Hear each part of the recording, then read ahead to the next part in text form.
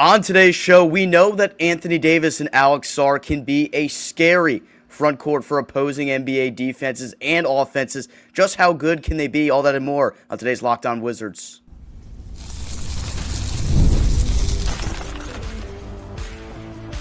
You are Locked On Wizards, your daily Washington Wizards podcast, part of the Locked On Podcast Network. Your team every day. DC family, you are locked on to the Washington Wizards, where you're part of our family. We thank you for making Locked On Wizards your first listen every single day. We're part of the Locked On Podcast Network, where it's your team, free and available every single day. The number one sports podcast network in the nation. And today's episode is sponsored by FanDuel.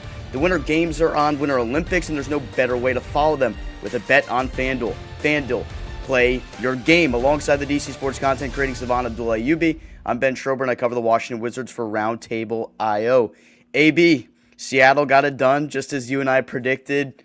What a boring-ass game. I said, Ben, that first half of Seattle, New England was worse than the Wizards' first quarter, because the Wizards were looking winning that game against the Miami in the first quarter. They slowed down in the end. But Bad Bunny, though, muy fantastico, Ben.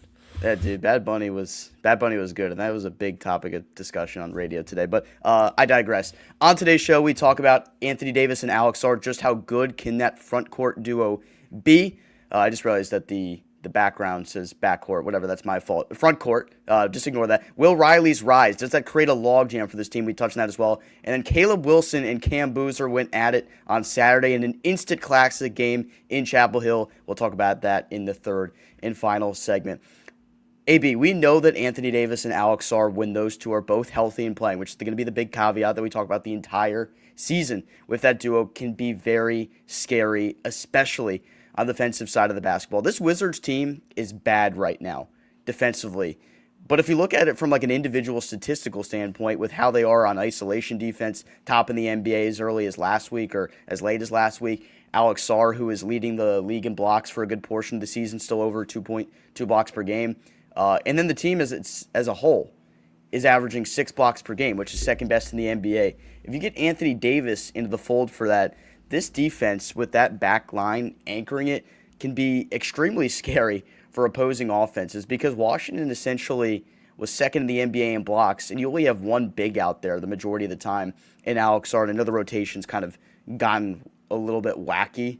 The last couple of weeks, you're seeing a lot more minutes. The past couple of days, you got Tristan Vukcevic back into the fold. So you're seeing him get some of those minutes off the bench. You're seeing Anthony Gill getting minutes at the big, which is just, it's wild at this point that he's playing as many minutes as he is right now. Kyle Labissiere got some minutes. So, everything's going to look a little bit out of sorts for the last couple 6 to 8 weeks of the season here. But just that duo of AD and Sarr defensively, let's start with that.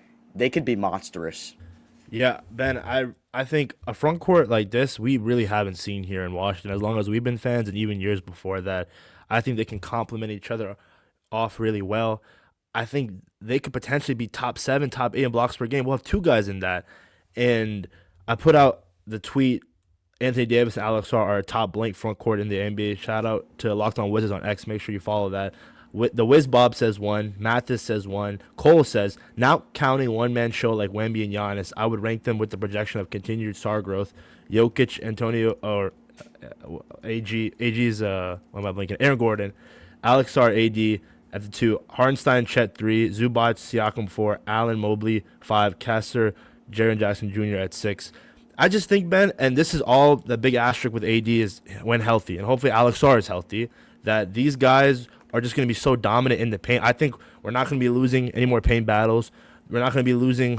We're not going to be killed off the glass anymore, because those guys are going to be disrupting the boards. Both those guys will be hopefully averaging 8 to 9 plus rebounds a game, and it's just going to change how offenses are going to attack this Wizards defense, because you can't go inside the paint, or you're going to have to put up a wild contested shot, and teams are going to be probably shooting more three-pointers, and then hopefully by then Bilal, Keyshawn, or your other wing defenders are closing out. So their ability to defend the rim, Ben, is going to impact the game for the Wizards on the offensive end and in the defensive end. It's actually really interesting that you brought up the wing defenders, because yesterday in Will Dawkins' press conference, he was asked, what about this dynamic? What about this duo can be so good defensively? And you could tell that he kind of got giddy just thinking about it, and he started speaking about it.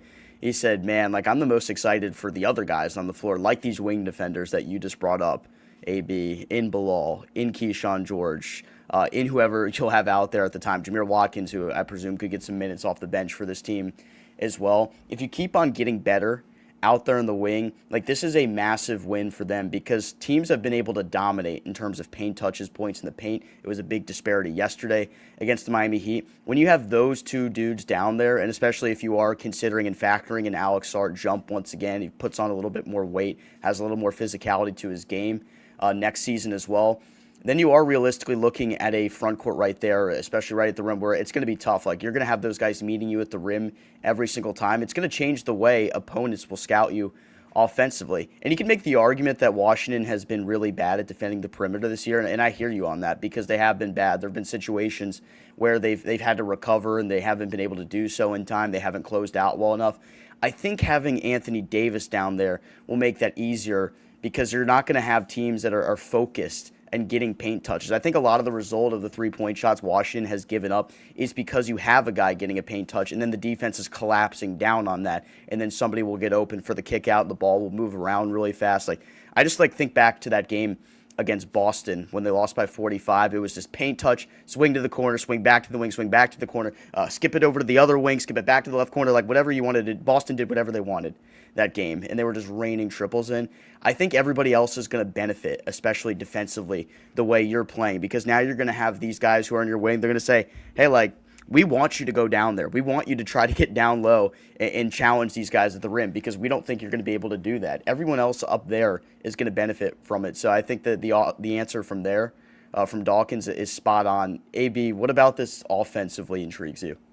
I mean, this is another side note, but outside of them playing with each other, Alex Sarr could learn so much from AD, learning underneath his wing, him being a mentor. And who knows, maybe AD isn't part of the plans 2 to 3 years from now, but AD was a superstar at one point, Ben. He was a top 5 player in this league when healthy, very dominant. And you're hoping that he picks up some of the skills that he can hopefully pass along to Alex Sarr, the IQ. But offensively, man, it's just amazing because the pick and rolls with Trae Young.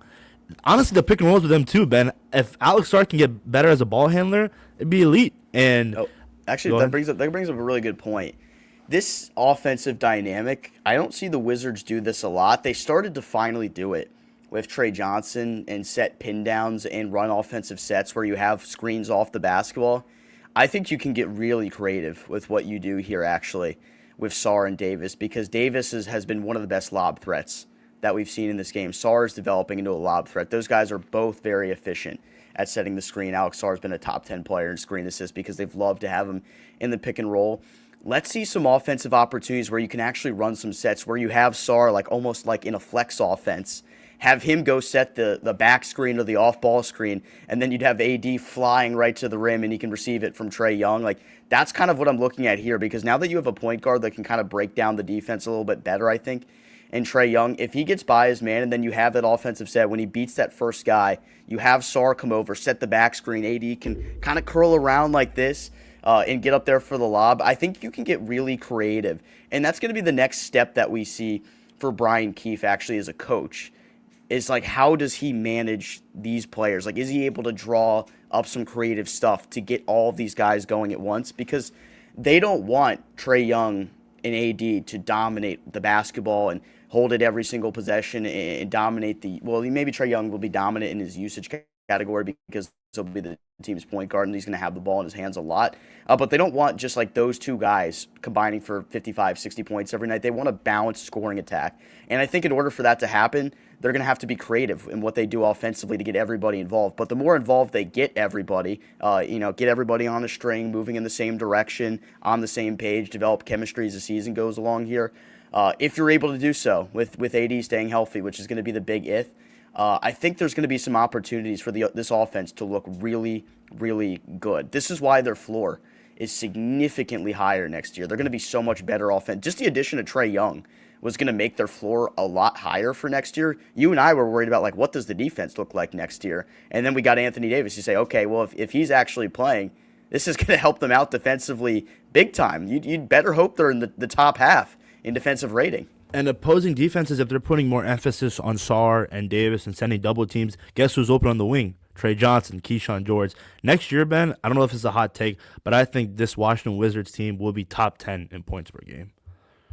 Ooh, where do they sit right now in points per game is the question. I'm assuming a little below average, or maybe a lot. It's probably pretty low. I don't even have the stat up in front of me, but I can get it in a little bit. But I think you have a real opportunity to score a lot of points. It's just going to depend on how often you have those guys out there to play.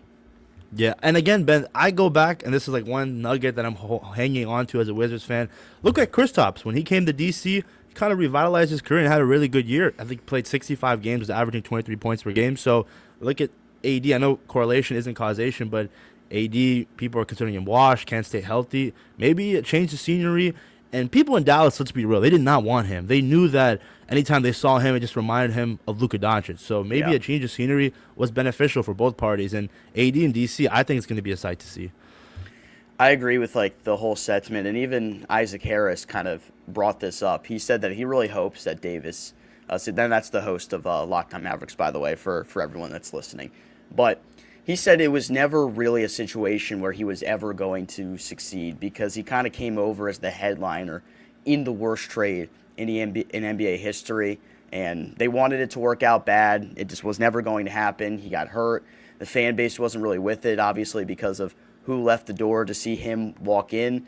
It wasn't a situation that was going to work out. Just 20 games that he's played so far, and we'll see if we see him at some point this year because Will Dawkins said the plan is for him to eventually play at some point. They're going to try to make that happen. I don't know if that's the truth or if that's really going to happen or not, but we'll have to see. 20.4 points, 11.1 rebounds, 3 assists, 50% from the field, 1.5 win shares per game. Anthony Davis can definitely still play when he's healthy, AB. Just because he's a Wizard now, people will try to tell you that he's not any good anymore. Do you call that statement from Dawkins BS, Ben, of him coming back? Because but like in my mind I'm saying maybe he said that just to throw off people from thinking that the Wizards are tanking even though it's clear. I don't know, but I really don't see him playing a game. It just doesn't make any sense. I don't know. Like it's pretty hard to decipher what is reality and what's a little bit of mumbo jumbo at this point. Like I get it. Like these kind of press conferences, like things will be said that aren't necessarily meant all of the time, and like I understand it, like it doesn't really bother me in the least, but we did expect Trae Young to play, and I wonder if those plans have changed at all. I feel like there's still a more likely than not chance that you see Trae Young at some point. Anthony Davis, I'm pretty unsure about that. I'd lean to him not playing though, but that's just kind of how I view it right now. We'll see. All right, when we come back, Will Riley has absolutely emerged over his last 10 games. Is this going to create a logjam next year once again? We talk about that next here in Locked On Wizards.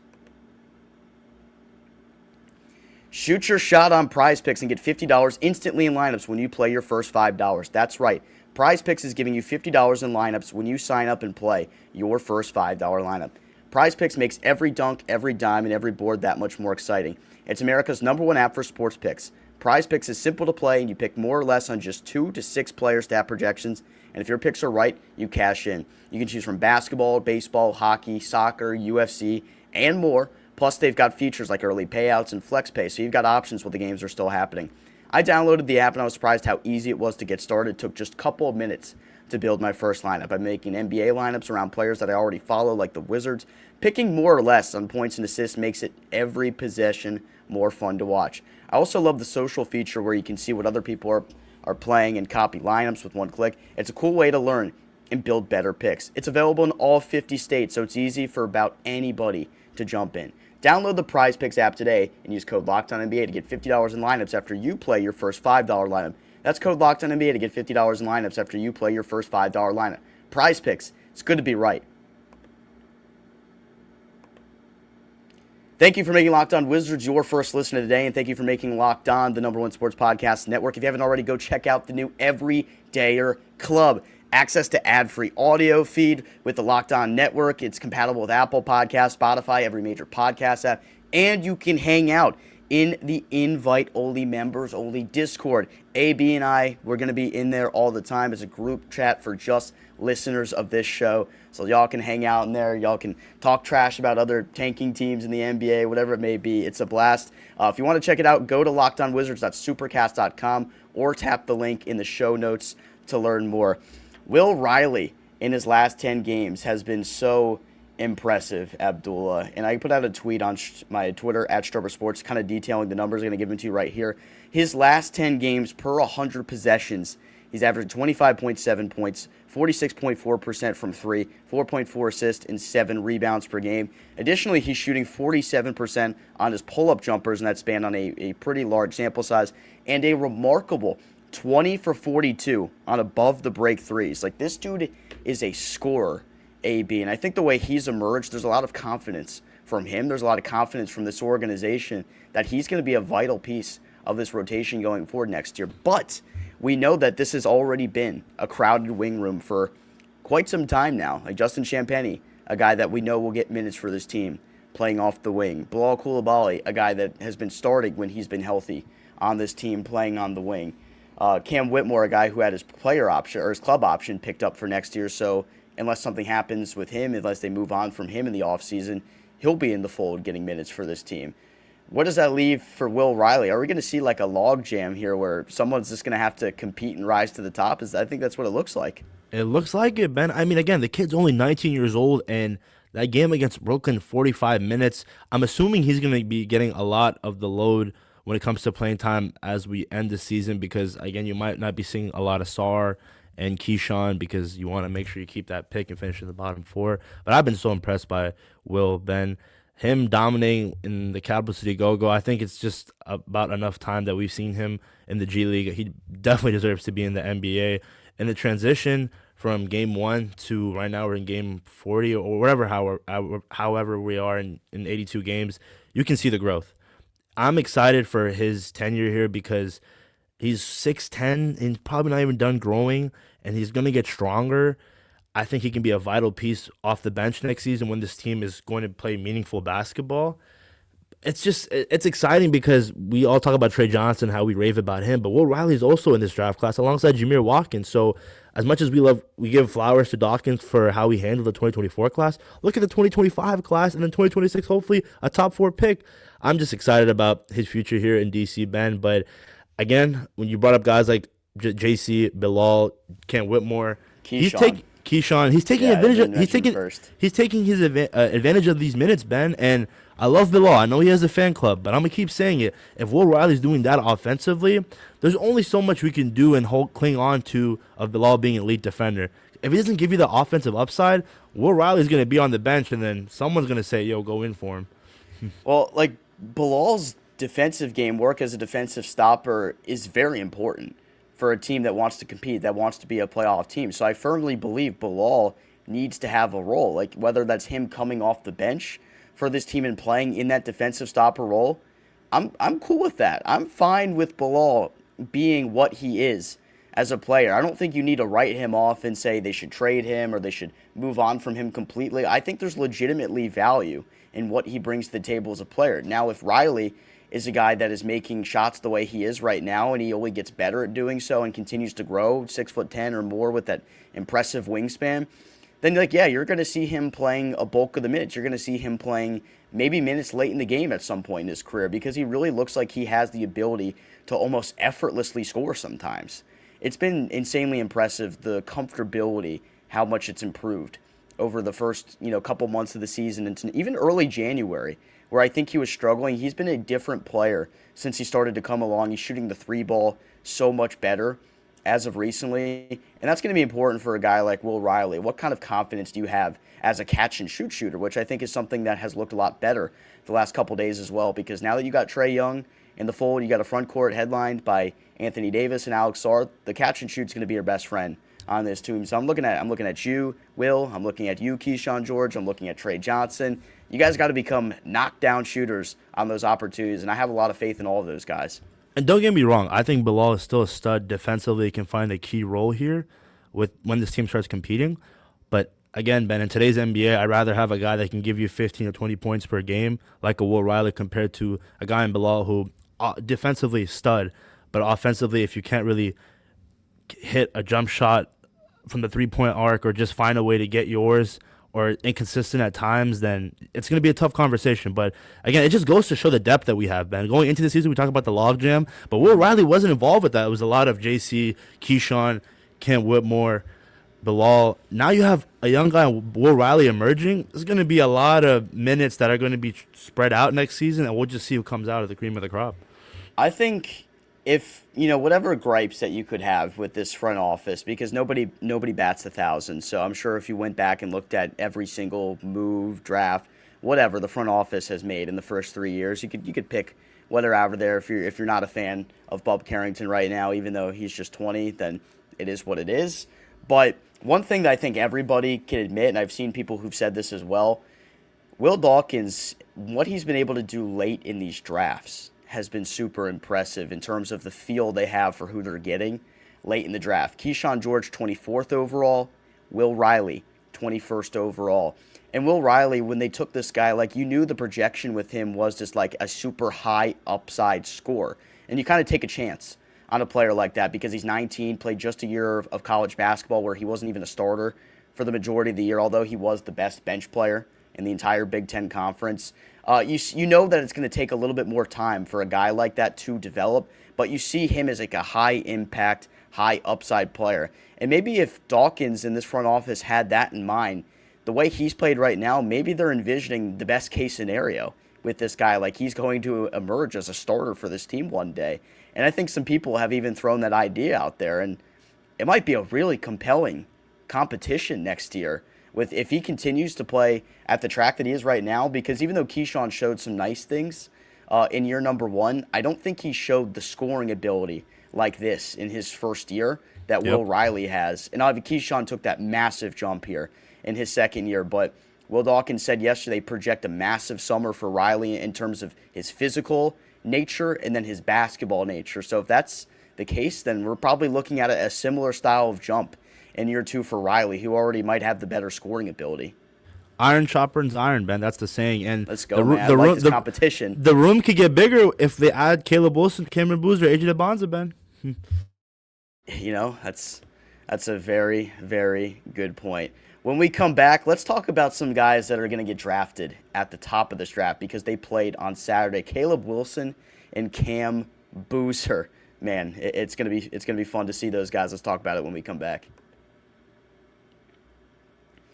The Winter Games are officially here, and if you're anything like us, you're locking in for events you get to see on the biggest stage only every 4 years, and that's why following the Winter Games on FanDuel just makes sense. From medal counts to individual events to finding your angle in the sports you care about the most, FanDuel gives you more ways to stay connected to the action.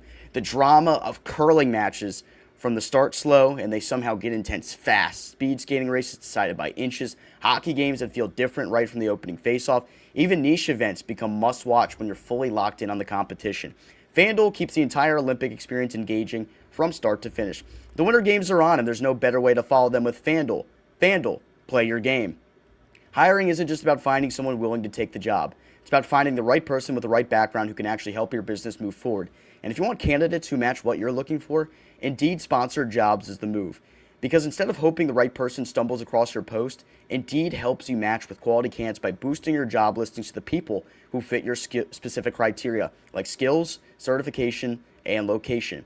If I were hiring, I wouldn't just want someone who can help. I want someone with real experience that can jump right in and make an impact. That's what I like about Indeed. You can get specific and target exactly what you need. It saves time because you're spending less energy sorting through mismatches. And with sponsored jobs, your posts can get seen by candidates who actually fit. Here's a stat that says it all. In the minute I'm talking to companies like yours, make 27 hires on Indeed, according to Indeed data worldwide. So if you're hiring, spend less time searching and more time interviewing candidates who check all your boxes with Indeed sponsored jobs.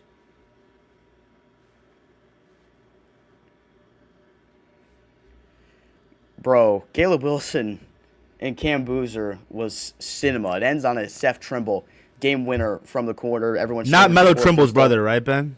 Not. 4/10 of a second left on the clock, and they had to clear the court, and then everybody stormed it again, yada, yada. I don't care. I don't even care about any of that stuff. I don't care about the result.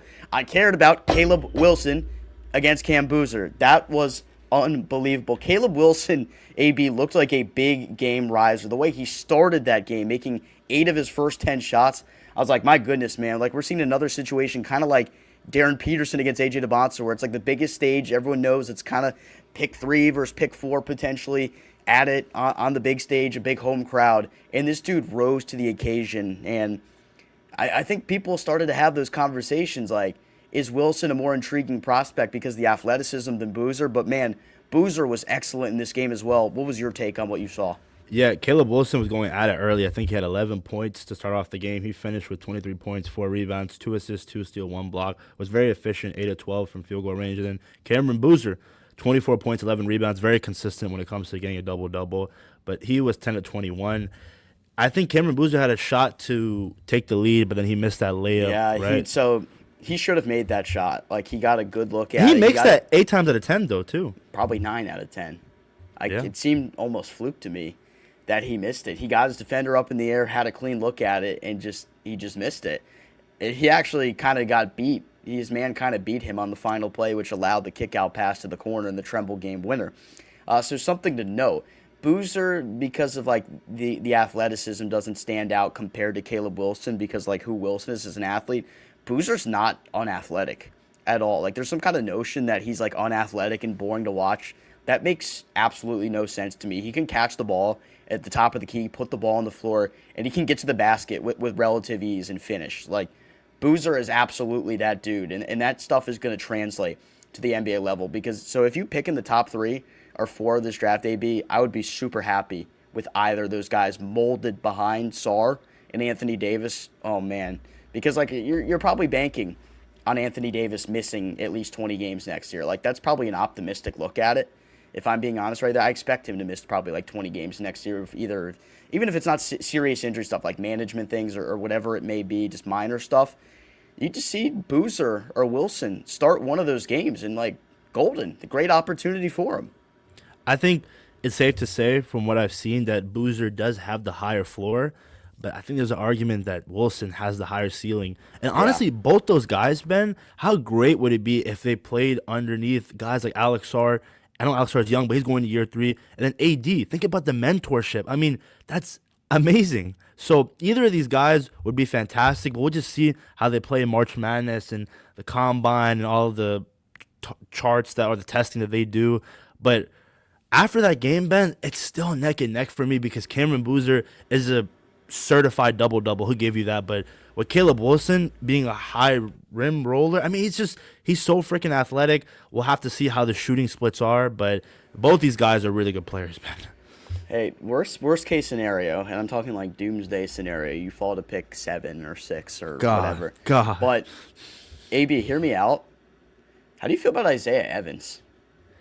Isaiah Evans. Is that a guy that you've been watching during the game? The wing for Duke, that guy gets to the rim whenever he wants. He's like really good, and I almost feel bad. He's kind of like under the radar, and this is like another year for him where he's kind of under the radar because you see him just playing behind Boozer at this point, and like a lot of the guys will take the weight off him.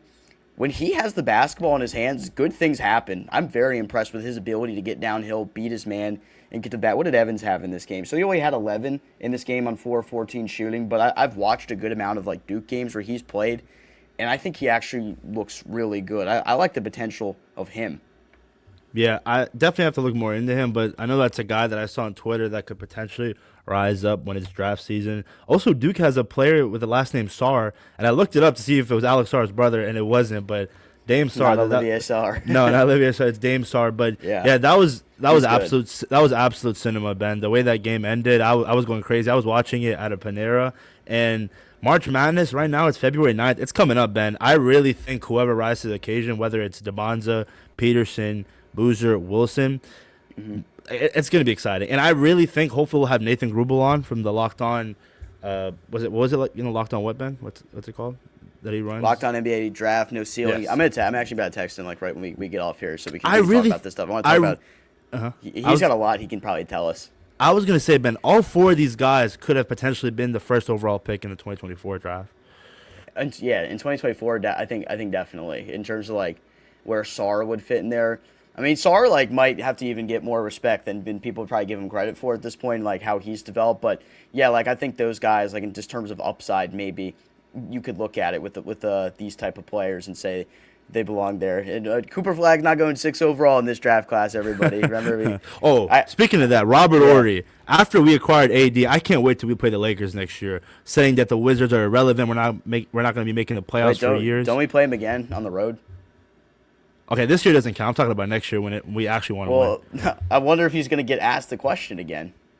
Oh yeah, definitely he has. What if they go, hey, you said they never make the playoffs again, but they got Anthony Davis, and he'll probably be like, no, they suck. And AD was still a big part of that Lakers team that won in 2020, so we'll see. I mean, maybe he'll have some love for AD. That's it. I have a question for you, actually. Why were we at Panera at like 9 p.m. on Saturday? Dude, I have like some type of weird love towards Panera. I know you love being there. It's like it's such a calm environment where like I can get work done and I can also get their Chipotle chicken avocado melt, which is really good. Yo, that's my favorite sandwich. Is it actually? And then the broccoli cheddar soup. Yo, the bro, Chipotle like chicken I don't know why there's like a so perception of Panera where they serve hospital food. I don't think so. I think they actually provide good quality food. But I mean, it is like hospital food, but it's good. Yeah. Panera's a little bit expensive in my opinion for what it is, but like it tastes good. It's not bad food. All right, let's locked on Panera. let's shoot the S a little bit for a minute here. All right, best Super Bowl snack that you had yesterday. I mean, I don't think it's a snack. Is pizza a snack? No. I mean, that's fine. You can Okay, yeah. Super Bowl food that you had. Pizza. Let's go. What, did you get pizza bowlies? I forgot. It was really good though. You forgot? I came a little late to the party, so my mom was like, "We have pizza." I didn't even read the box. I was so hungry, man. No, you know what? That's fair. I went to like some place and they had Potomac pizza, and I haven't had that in years. And I ate like 4 Potomac pizza, like Potomac, Yeah. Maryland. Yeah. Okay. Yeah, there's a couple like near where I live. Is it better than Pizza Bowlies? I've had pizza bowlies like once. Bro, what's up time. with the Pizza Bowlies hate, dude? Like, I don't hate it. I just think that's like low key it's low key a crazy. Dude, take. have you Like, seen the memes of Little Caesars where it's like, why is everyone hating on Little Caesars? It was there for you when you were a kid. No, I don't like Little Caesars. Of course. All right, never mind. I know. I'm snobby when it comes to pizza. I made crab dip for the first time. It was gas. You know, I've never had. Speaking of crab, I think. Do you eat shellfish? I've never had seafood before. I've never had sushi. I've never had. You never had any seafood? I've had shrimp count. Yeah, shrimp count. Okay, yeah, I've had shrimp before. I never had crabs though. Bro, what how Dude, you never I'm had so crabs? uncultured. I'm so uncultured, dude. I'm so. Simple. I know you're not from Maryland, so I get it. Like you don't need to have like the whole I'm a Maryland dude. crab One guy day, thing. what is it called when it's boiled? When you get it out the bag. And Oh yeah, dude. I went to a seafood boil thing one time. It was lit. You had to wear gloves eating it. Like it's good, yeah, right? You get down. We gotta do that one. We gotta do that one day. Let's record an episode while eating a seafood boil. ASMR. We'll talk about AD and Alex Sarr while eating a crab. Everybody would probably hate that. Yeah, dude. I'm a terrible eater. All right, man. Well, that'll do it today for this episode of Locked On Wizards. We talk about AD and Alex Sarr as a front court. Will Riley, logjam of the wing. Caleb Wilson and Cam Boozer. Let us know what you think about today's episode. Check me out on my socials at Strober Sports. Check out Abdullah at DMV Sports Zone. Check out our show Twitter at Locked On Wizards. We send you the 24/7 live stream. Have a good one, guys.